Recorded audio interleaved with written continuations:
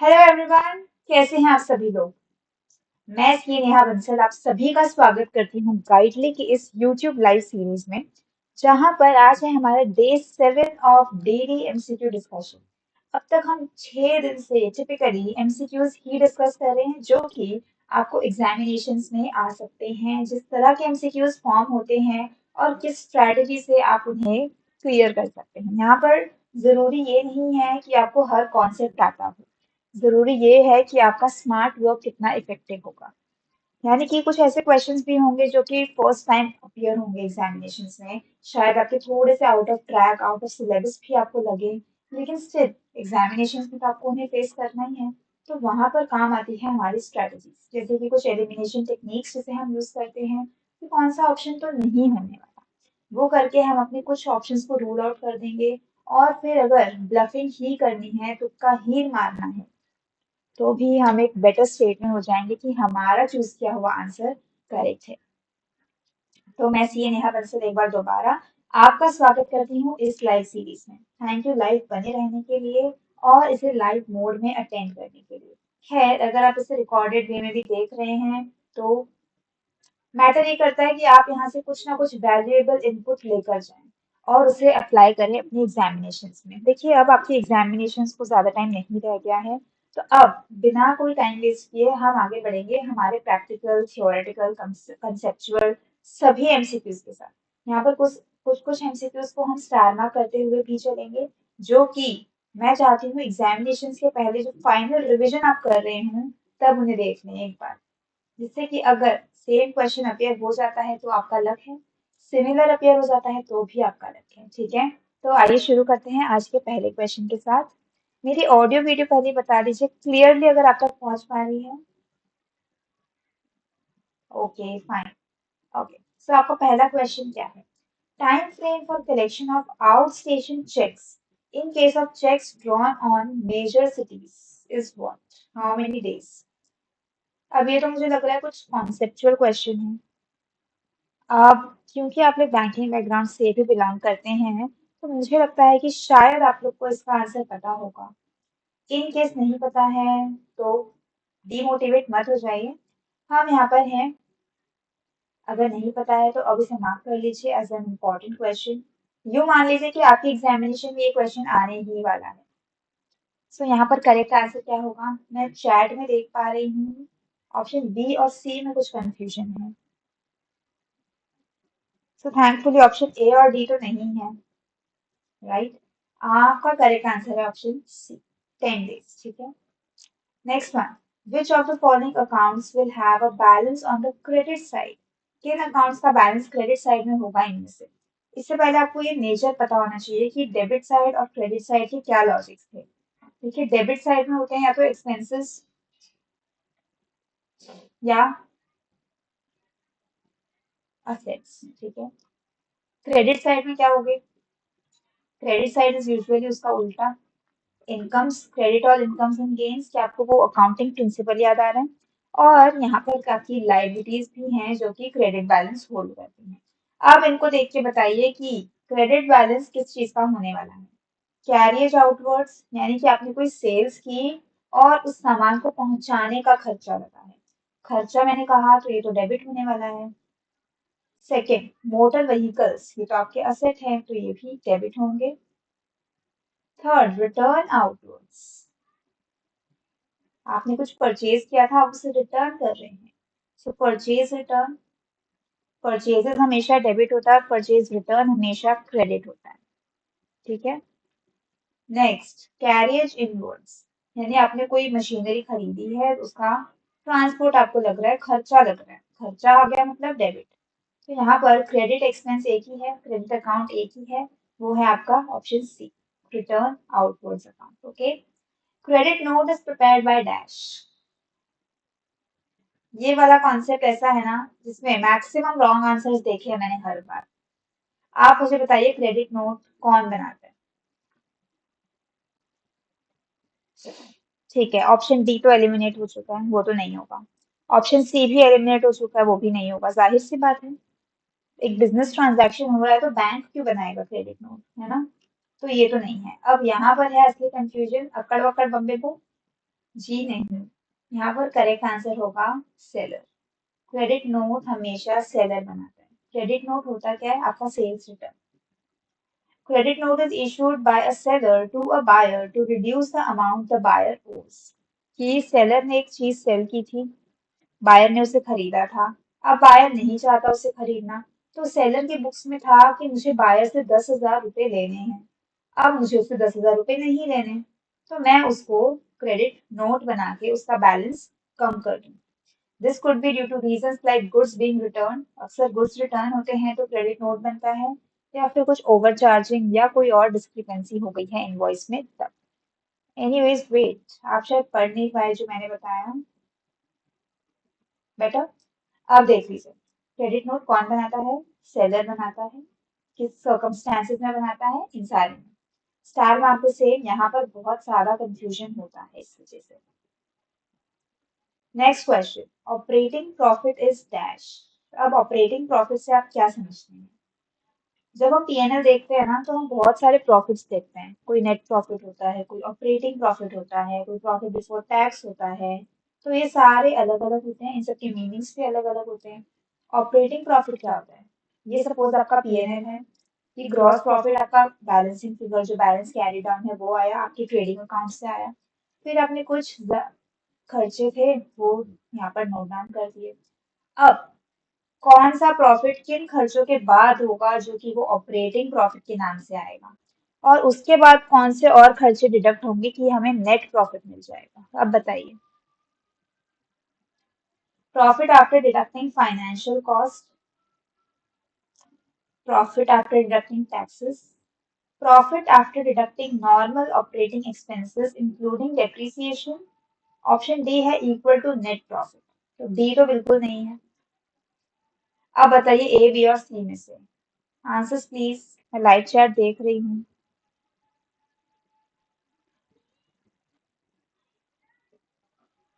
Correct. अक्सर students की ना ये स्ट्रेटजी होती है कि जो ऑप्शन में सबसे लंबा दिखता है ना वो उसे टिक कर देते हैं, इन केस उन्हें करेक्ट ऑप्शन नहीं पता हो तो। खैर यहाँ पर ये ऑप्शन करेक्ट है, बट ये तरीका करेक्ट नहीं है। देखिए, profit after deducting financial cost यानी कि आपका इंटरेस्ट एक्सपेंस, अक्सर ऑपरेटिंग प्रॉफिट के बाद इंटरेस्ट, टैक्स, ये दो चीज डिडक्ट की जाती है। इसलिए ऑपरेटिंग प्रॉफिट कभी भी फाइनेंशियल कॉस्ट के बाद वाला प्रॉफिट नहीं होता, और तो और टैक्स के बाद वाला प्रॉफिट भी नहीं होता। ठीक है, करेक्ट आंसर है आपका option C. Clear. Next question, which financial statement is used to show what the firm owns. यानी फर्म की पूंजी क्या है, ये हमें कौन से फाइनेंशियल स्टेटमेंट को देखकर पता चलता है? पूंजी यानी कि असेट समझ लीजिए। अब असेट कहाँ दिखेंगे आपको? क्या इनकम स्टेटमेंट में एसेट दिखते हैं? पीएनएल में कभी एसेट लायबिलिटीज दिखती हैं? Balance sheet? Yes, right.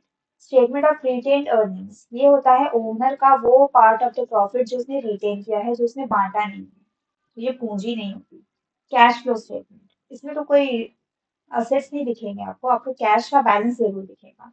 So correct answer is option D. आज के क्वेश्चंस कंपैरेटिवली इजी चल रहे हैं, राइट। अगला question, the implementation of KYC in banks primarily addresses which one of the following risk? ये screenshot आपकी बेटर अंडरस्टैंडिंग के लिए ही लिया गया है। वैसे ये आंसर के पॉइंट ऑफ व्यू से था, खैर ये थोड़ा पहले ही पॉपअप हो गया है, सो नो वरीज। अब मुझे आप ये बताइए कि आंसर क्या होगा, क्वेश्चन क्या कहना चाह रहे हैं, पहले तो ये बताइए। Implementation of KYC in banks primarily addresses which one of the following risk? कि बैंक्स में केवाईसी क्यों इम्प्लीमेंट की जानी चाहिए, उनसे कौन कौन से रिस्क से हमारा बचाव हो सकता है? Reputation risk, legal risk, money laundering risk या compliance risk? KYC, know your customer, बहुत इजी है, और आप लोग बैंकिंग बैकग्राउंड से भी बिलोंग करते हैं। अब बताइए। बिल्कुल सही जवाब, मनी लॉन्ड्रिंग रिस्क। यानी कि आप अपने कस्टमर की वो सारी डिटेल्स रखेंगे जिनसे कि आप ये एनालाइज कर पाएंगे कि इसका ट्रैक रिकॉर्ड कैसा रह चुका है, क्या इसको डिफॉल्ट करने के चांसेस हैं, क्या ये डिफॉल्ट करेगा। ठीक है, तो ये रहा उसका एक डिस्क्रिप्टिव डिस्क्रिप्शन, अगर आप पढ़ना चाहें तो। So just for your information है ये, FYI। पढ़ना चाहें तो पढ़ सकते हैं, अदरवाइज हम अपने करेक्ट आंसर तक ऑलरेडी पहुंच चुके हैं, राइट? चाहे तो स्क्रीनशॉट ले लीजिए। Next question, the accounting cycle represents a series of steps that a business uses dash। अब बिजनेस कब कब यूज करने वाला है अकाउंटिंग साइकिल को? अकाउंटिंग साइकिल के कौन कौन से स्टेप्स है जो कि बिजनेस यूज करेगा? बिल्कुल सही जवाब, ऑल ऑफ द अबव। हमने चैप्टर नंबर 1 में ही देख लिया था कि अकाउंटिंग एक स्टेप मॉडल होता है। Record the transactions, classify them, summarise them. ठीक है, तो ये हो गए सारे स्टेप्स यहाँ पे कवर। रिकॉर्ड, क्लासिफाई, समराइज और कम्युनिकेट, सारे स्टेप्स हैं जो कि बिजनेस यूज करते हैं अपने रिजल्ट्स को बताने के लिए। Okay, next, when the required rate of return is equal to the coupon rate, the value of bond is dash। ये तो बहुत इजी क्वेश्चन है स्टूडेंट्स, ये आपकी मॉड्यूल सी से आता है कि आपका रिक्वायर्ड रेट ऑफ रिटर्न भी उतना ही है और आपका जो सिक्योरिटी है वो इंटरेस्ट भी उतना ही रेट पर देती है। अक्सर ये होता है के फैक्टर, आपका रिक्वायर्ड रेट ऑफ रिटर्न, और ये होता है आई। हमने बॉन्ड का तो फॉर्मूला भी देखा है, खैर मैं यहाँ पर फॉर्मूला भी नहीं जाऊंगी, बहुत बेसिक सवाल है ये। आप मुझे बताइए कि जब ये दोनों इक्वल होंगे तो आपके बॉन्ड की वैल्यू क्या होगी? यानी कि विन विन सिचुएशन होगी यहाँ पर। अगर कभी ऐसा होता है तो कभी भी उस बॉन्ड को खरीदने में हमारा घाटा तो नहीं होने वाला। तो लेस देन फेस वैल्यू नहीं होगा, हाँ मोर देन फेस वैल्यू भी नहीं होगा, इक्वल टू फेस वैल्यू जरूर होगा। ठीक है, और मेच्योरिटी वैल्यू पे कभी भी वैल्यूएशन नहीं होगी। Answer is option C, correct. Next, debenture carrying charge on particular asset on the company is known as dash. वो डिबेंचर जो किसी असेट पे चार्ज कैरी करते हैं वो क्या होते हैं? किस टाइप के होते हैं वो डिबेंचर्स? किसी पर चार्ज कैरी कर रहे हैं यानी कि गिरवी जैसा, तो वो हो जाएगा मॉर्गेज। इस टाइप के लोन्स भी होते हैं। Next, the rate of return earned by an investor who purchases the bond and holds it till its maturity is called dash। ये भी आपकी मॉड्यूल सी का ही क्वेश्चन है। मॉड्यूल सी में सारे प्रैक्टिकल क्वेश्चंस नहीं आते, आपको पढ़ाते हुए भी मैंने बताया था ये चीज कि मॉड्यूल सी में जितने कॉन्सेप्चुअल क्वेश्चंस है यहाँ पर उतनी ही प्रैक्टिकल और थियोरेटिकल दोनों कंसेप्ट आपको दिख जाएंगे। तो मुझे बताइए कि रेट ऑफ रिटर्न जो कि एक इन्वेस्टर अर्न करता है बॉन्ड को खरीदने और उसे एंड तक रखने में, उसे क्या बोला जाएगा? एंड तक रखना, इस क्वेश्चन में ही एक आंसर छिपा हुआ है स्टूडेंट्स।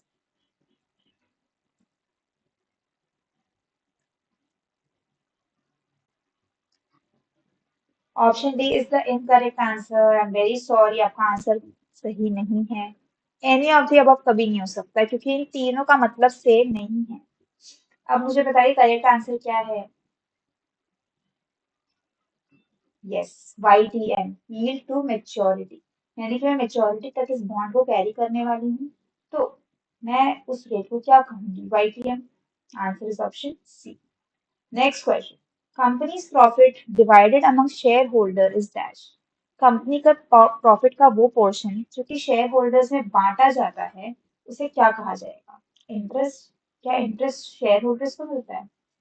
रिजर्व, क्या रिजर्व किसी को भी मिलता है? वो तो रिटेन होता है। डिविडेंड, जी हाँ डिविडेंड ही है वो पार्ट जो कि शेयर होल्डर्स को मिलता है। और सरप्लस यानी कि आपका एक्सेस प्रॉफिट। ओके, सी होगा यहाँ पर correct answer. According to the accounting equation assets are equal to dash. इसका आंसर मैं नहीं बताऊंगी, आप बताएंगे। Assets is equal to dash, आपका अकाउंटिंग इक्वेशन बिजनेस इक्वेशन क्या बोलता है? A is equal to dash. Balance sheet का डायग्राम देख लीजिए, असेट्स शुड इक्वल टू, इन दो कंपोनेंट का क्या नाम है? बिल्कुल सही जवाब। यहाँ पर मैंने एक्सपेक्ट नहीं किया था एक भी रॉन्ग आंसर आएगा, and yes you are right, answer is option D. Given the following information, आया फाइनली एक practical question. Calculators in your hand, चलिए पढ़िए क्वेश्चन। आपको दी गई है टोटल असेट्स की फिगर, उसमें दी है non current liabilities, share holders funds, फिर नॉन करंट असेट्स की फिगर भी है जिसमें फिक्स असेट्स है और नॉन करंट इन्वेस्टमेंट्स है। ठीक है, मुझे लग रहा है कि अब आने वाले 2 या 3 क्वेश्चन यहाँ पर हो जाएंगे सॉल्व, क्योंकि इस तरह के लंबे चौड़े क्वेश्चंस में अक्सर मल्टीपल क्वेश्चंस देखने को मिलते हैं। तो क्या हम इसे एक बैलेंस शीट का रूप दे सकते हैं, ताकि आपकी अंडरस्टैंडिंग थोड़ी और बैलेंस हो जाए। टोटल असेट्स हैं 3 lakhs, यानी कि बैलेंस शीट का टोटल है, तो टोटल लाइबिलिटीज भी होंगी 3 lakhs। इसमें से नॉन करंट लाइबिलिटीज है 80,000, नॉन करंट लाइबिलिटीज हैं 80,000। फिर शेयर होल्डर्स फंड्स हैं 2 lakhs, share holders funds 2 lakhs। Okay. फिर नॉन करंट असेट्स की डिस्क्रिप्शन ये है, जिसमें आपके फिक्स्ड असेट्स आ गए 1,60,000, नॉन करंट इन्वेस्टमेंट्स आ गई 1 लाख। ओके।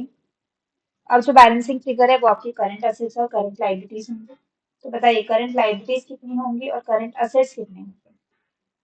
3 लाख में से 2,80,000 तो माइनस हो गया, तो करंट लाइबिलिटीज होंगी 20,000। और वैसे ही 3 lakhs में से 2,60,000 माइनस हो गए, करंट एसेट्स हो गए आपके 40,000। ठीक है।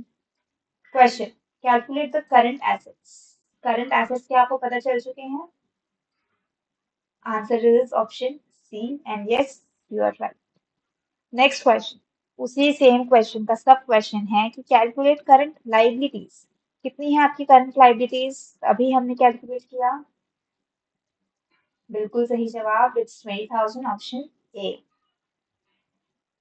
अब क्या है, calculate current ratio. Current ratio का फॉर्मूला कोई बता पाएगा मुझे?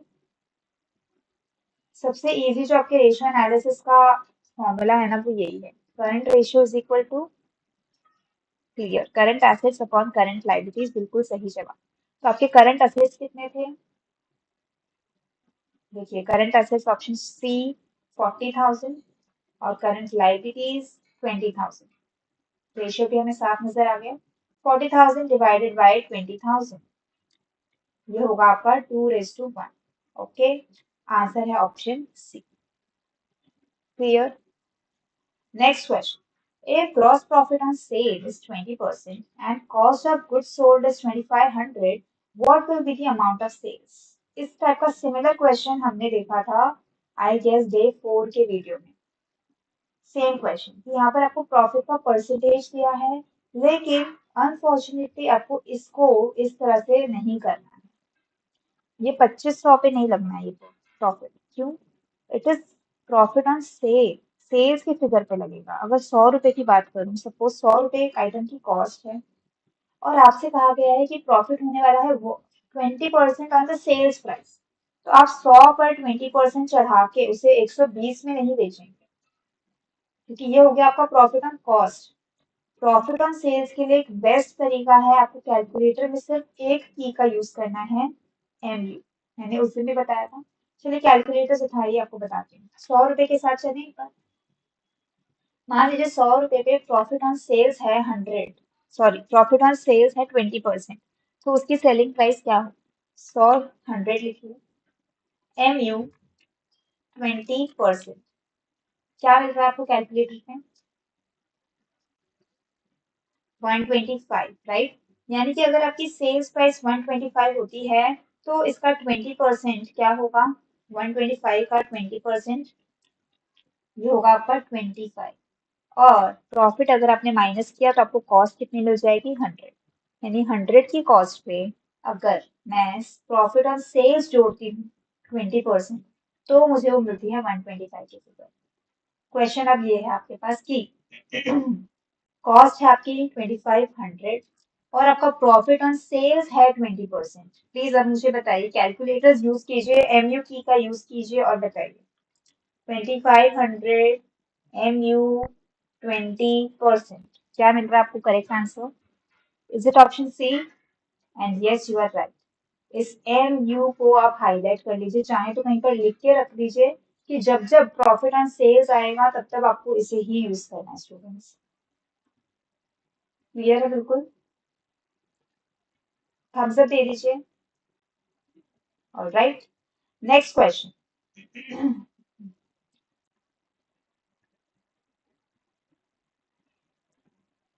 Mrs. X lent rupees 5,000 to Bahubali for 2 years. Mrs x ने 5,000 रुपए लेंड किए बाहुबली को, कितने, 2 साल के लिए, और 3,000 लेंड किए चिंकी को 4 साल के लिए। यहाँ लिख देती हूँ मैं, बाहुबली चिंकी। बाहुबली को दिए कितने, 5,000 2 साल के लिए, चिंकी को दिए कितने, 3,000 4 साल के लिए। ओके, सिंपल इंटरेस्ट पे दिए हैं, आपको बता दिया है क्वेश्चन में। फिर at the same rate of interest, rate of interest same है, दोनों का एक्स होगा suppose, and receive 2,200 in all from both of them as interest. उनकी इंटरेस्ट इनकम बता दी गई है 2,200 टोटल, यानी बाहुबली से प्लस चिंकी से जो इंटरेस्ट आ रहा है वो मिला के 2,200 आ रहा है। सिंपल इंटरेस्ट का फॉर्मूला सबसे सिंपल होता है, वो भी बताइए। Principal into rate into time upon 100, is it the formula? तो चलिए बाहुबली का इंटरेस्ट कैलकुलेट करते हैं। प्रिंसिपल कितना है, 5,000, रेट एक्स, और time 2 years upon 100। Okay, Chinki का भी कैलकुलेट करते हैं, 3,000 into rate x into time 4 years upon 100। बताइए क्या होगा ये, 100x, और इसका कितना हो गया, 120x। अब आपको क्या दिया गया है कि दोनों के इंटरेस्ट का टोटल कितना है, 2,200 रुपए।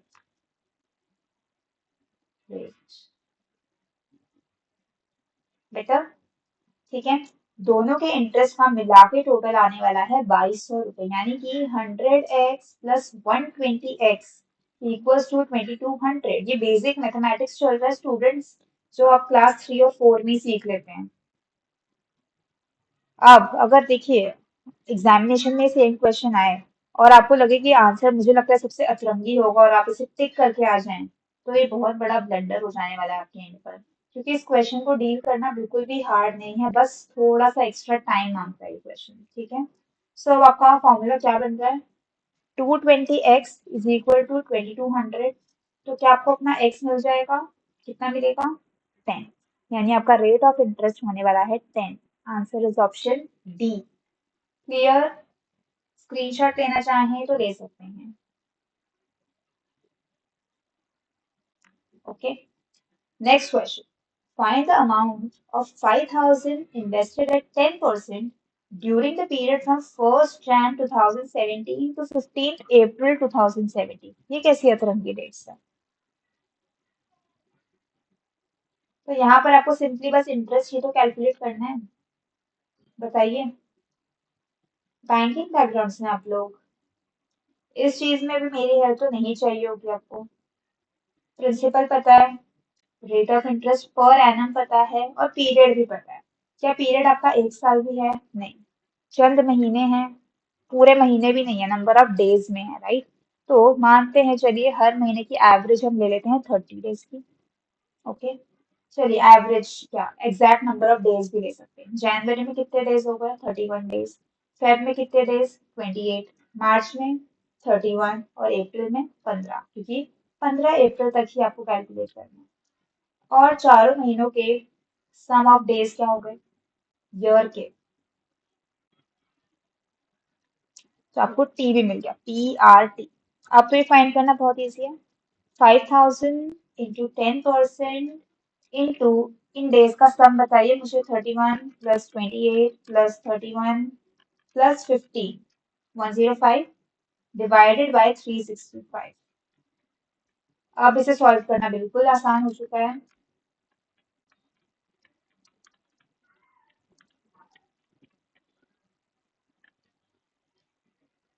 क्या आप पहुंच गए हैं करेक्ट आंसर पे?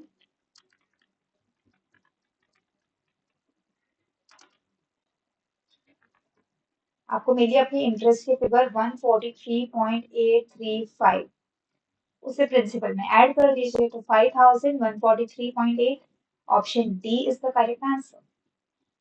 ठीक है, इसी तरह से आपको इस टाइप के क्वेश्चंस को फेस करना है, बहुत इजी है, बस अपनी उंगलियों को चटकाना है कैलकुलेटर पे, नथिंग मच, कोई भी बड़ा तीर नहीं मारना है इसमें। देखिए एवरेज डेज मेथड भी आप फॉलो कर सकते थे, हमने एग्जैक्ट डेज मेथड लिया है, हमने यहाँ पर एग्जैक्ट डेज दिए। अगर आप सभी मंथ्स में 30 30 30 लेके भी चलते ना तो भी आपको लगभग यही आंसर मिलता। ठीक है, next question. A bond with a coupon rate of 8% paid annually and a face value of 1000 matures in 21 years. 21 साल में मैच्योर हो रहा है ये बॉन्ड। अब उसका अगर current annual market interest rate 10% है तो आपके बॉन्ड की मार्केट वैल्यू क्या होगी?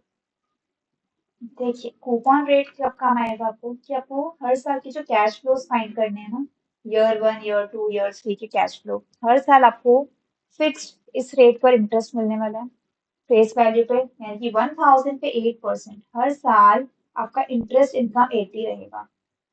क्या ईयर 1 का 80 रुपीज आज का 80 रुपीज होता है? क्या ईयर 2 का 80 रुपीज आज का 80 रुपीज होता है? नहीं, इसीलिए हम यहाँ पर पीवी फैक्टर यूज करते हैं, प्रेजेंट वैल्यू पर लेकर आएंगे इसे। और तो और ईयर 21 तक जाते जाते आपको बॉन्ड की फेस वैल्यू भी मिल जाएगी और उस साल का इंटरेस्ट भी मिल जाएगा। तो आपको पूरे 21 सालों की सारी कैलकुलेशंस को आज की वैल्यू पर लेकर आना है। ओके, अब आप उसे किस वैल्यू पे डिस्काउंट करेंगे? के फैक्टर, जो कि है आपका 10%, करंट मार्केट इंटरेस्ट रेट जो चल रहा है वो।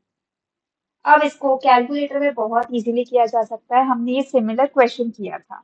स्टूडेंट्स, अब मैं चाहती हूँ कि आप अपनी एंड से खुद से इसे करें। बताइए प्लीज।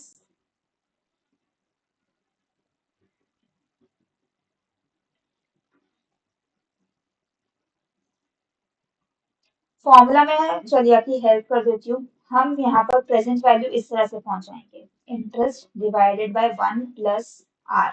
ओके, अब क्या आप इसे कर सकते हैं? इंटरेस्ट आपका कितना है हर साल?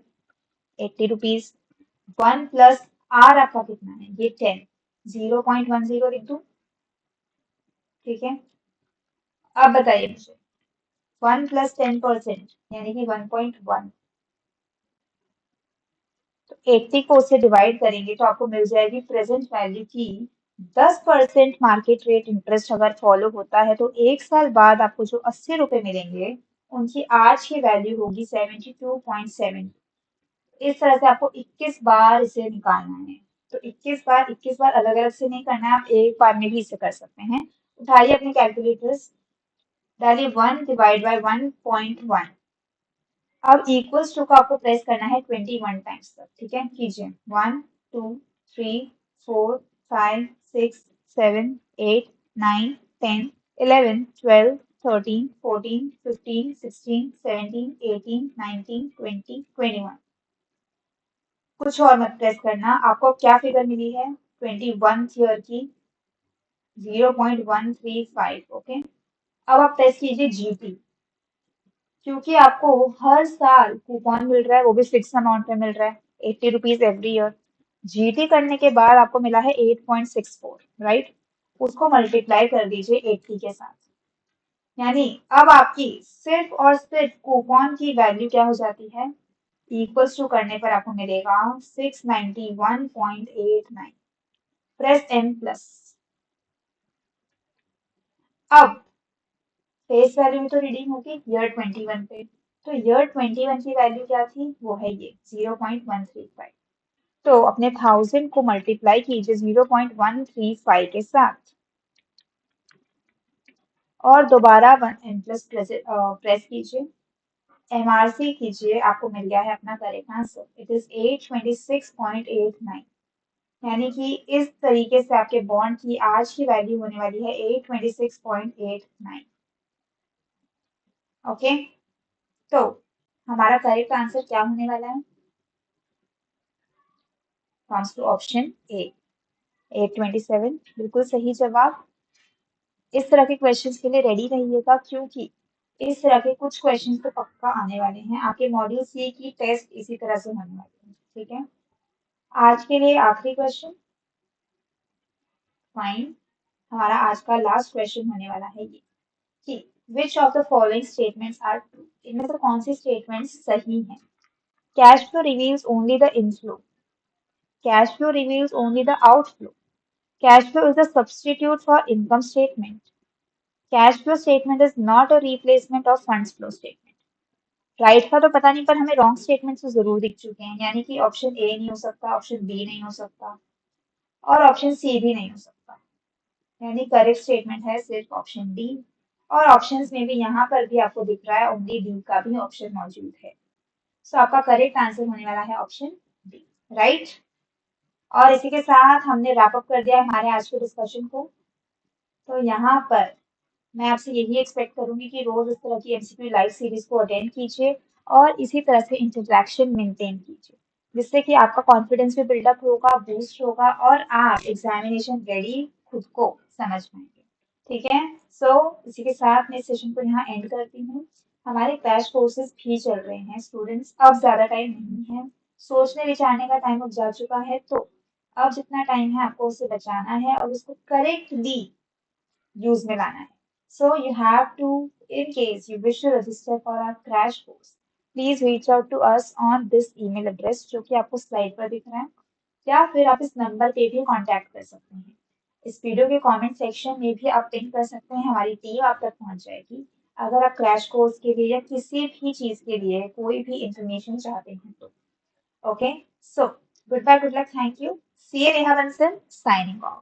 And do follow our YouTube channel and Telegram channel for these updates. आपको इन्फॉर्मेशन एग्जामिनेशन से जुड़े सारे इंपॉर्टेंट नोटिफिकेशंस वहां पर जरूरी से टाइम पर मिल जाया करेंगे। ठीक है। तो again good bye, good luck, thank you. See you, Neha Bansal, signing off. Have a nice day, study very well.